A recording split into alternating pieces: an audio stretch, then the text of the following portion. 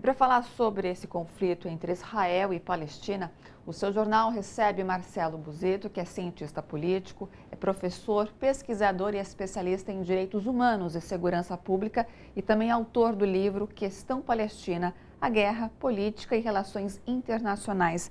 Boa noite, professor. Seja bem-vindo aqui no seu jornal. Bom, professor, é uma questão óbvia, né? E creio que também de consenso que essa guerra é uma tremenda estupidez, principalmente quando ela envolve civis inocentes como crianças, né? Então, assim, nesse caso, tanto Israel quanto a Palestina, eles estão errados, não existe um lado certo. A própria ONU também soltou um comunicado que ambos os lados estão cometendo crimes, né, de guerra. Então, para a gente começar aqui nosso bate-papo, há informação, né, professor, e também há muita desinformação, ambas em excesso. Então, para a gente aqui começar, por que as forças, né, sabidamente por todos, são muito desproporcionais, né? Hamas, enfim.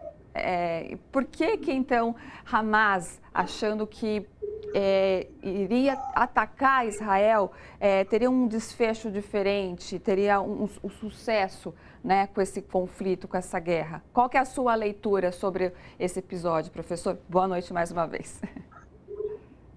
Olha, boa noite a todos, é um prazer estar aqui com vocês na TVT. Na verdade, assim, eu sou pesquisador de relações internacionais. Eu estive na Palestina por 3 vezes, estive também visitando campos de refugiados palestinos no Líbano por 3 vezes, pude conhecer um pouco da realidade daquele povo. Eu penso que nós temos que entender o conflito do ponto de vista histórico, do ponto de vista geopolítico.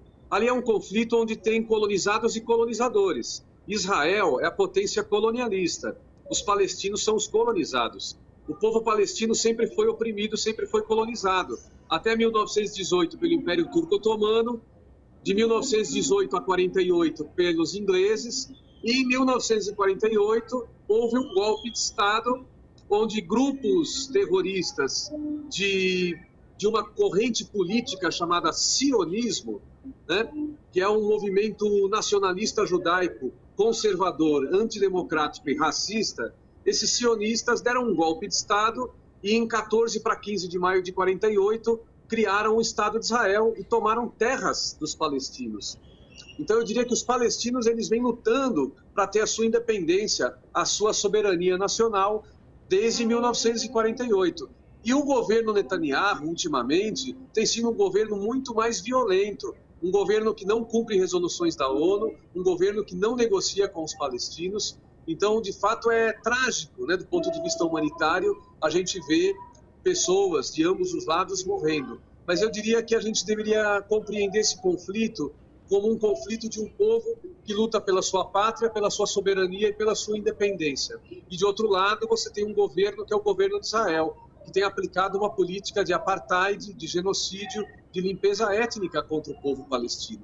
Ali, antes, era uma região onde onde judeus, cristãos e muçulmanos conviviam em paz até a criação do Estado de Israel. A criação do Estado de Israel na terra da Palestina, eu diria que foi a origem do conflito que nós enfrentamos hoje. E o nosso desejo é que um dia possamos voltar a ver judeus, cristãos convivendo em paz e com direitos iguais. Agora, para isso, foi muito bem colocado por vários representantes na ONU. É preciso criar o Estado palestino. Enquanto não se criar o Estado palestino, enquanto os palestinos não tiverem seus direitos estabelecidos, né, a soberania nacional, a independência nacional, a justiça, eu diria que a situação de conflito e de tensão ela vai permanecer.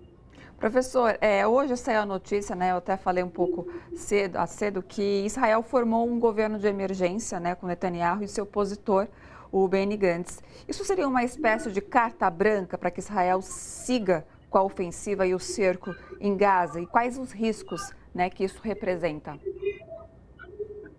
Olha, com certeza é exatamente isso. É uma tentativa de unir os diferentes partidos israelenses no sentido de garantir alguma legitimidade para uma ofensiva maior contra Gaza. Eles já destruíram mais de 5 mil prédios e casas em Gaza. O massacre contra Gaza é um crime de guerra.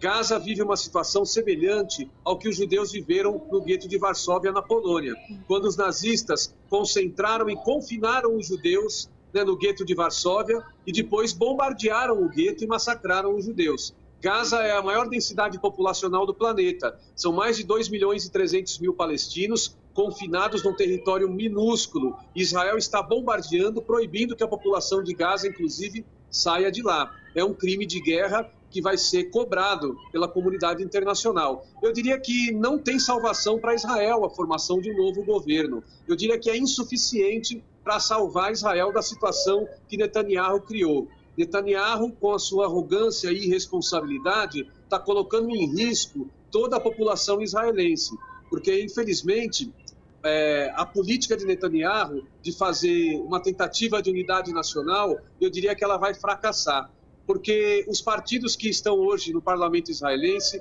eles não têm apoio nem da maioria da população. Nas últimas eleições, nas últimas 5 eleições presidenciais em Israel, a maioria da população não foi votar. Como lá o voto não é obrigatório, a maioria do povo não reconhece nenhum tipo de representatividade ou legitimidade na maioria dos parlamentares ou dos partidos que hoje estão no parlamento. E Netanyahu não tem essa legitimidade, eu diria. Israel vive uma crise moral, uma crise política, uma crise institucional. E eu diria que essa tentativa de formação de um governo de emergência, unindo várias forças políticas, não vai salvar Israel da tragédia que Netanyahu colocou Israel. Porque eu diria que um governo como Israel não tem como vencer a situação que está acontecendo na Palestina. Israel está isolado politicamente, militarmente ele tem um aliado estratégico que é os Estados Unidos, mas é um risco muito grande Israel intensificar suas agressões e violências contra o povo palestino, porque ele só vai estimular uma rebelião popular regional contra Israel. Professor, eu diria que a situação dos israelenses hoje é bem difícil.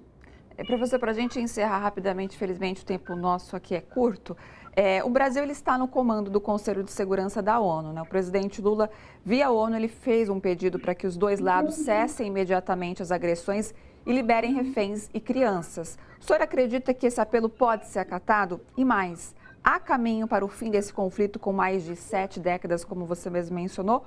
Ou a única saída é a criação do Estado palestino? Reforçando o que o senhor respondeu há pouco. Eu acho que o imediato é um esforço. O Brasil tem um papel fundamental e determinante. Acho que o presidente Lula sempre manifestou o seu desejo de defender um mundo de paz, cooperação e justiça e solidariedade entre os povos e nações. E eu acho que o presidente Lula poderia convocar, nesse momento, uma conferência internacional pela paz na região do Oriente Médio, pela paz entre Palestina e Israel. Acho que ele tem moral para isso, tem condições. Se o presidente Lula convocar os BRICS, acho que BRICS, União Africana, Liga Árabe, Comunidade dos Estados Latino-Americanos e Caribenhos, a CELAC, tem condições melhores de apresentar uma proposta de mediação desse conflito. Acho que Estados Unidos e União Europeia já não têm mais condições morais para servirem como mediadores, mas acho que os BRICS, a Liga Árabe, a União Africana, a CELAC, seriam importantes protagonistas de uma conferência internacional de paz e, com certeza, o Brasil, se empenhar, mantendo sua posição de busca de diálogo com ambas as partes, eu diria que o Brasil e o presidente Lula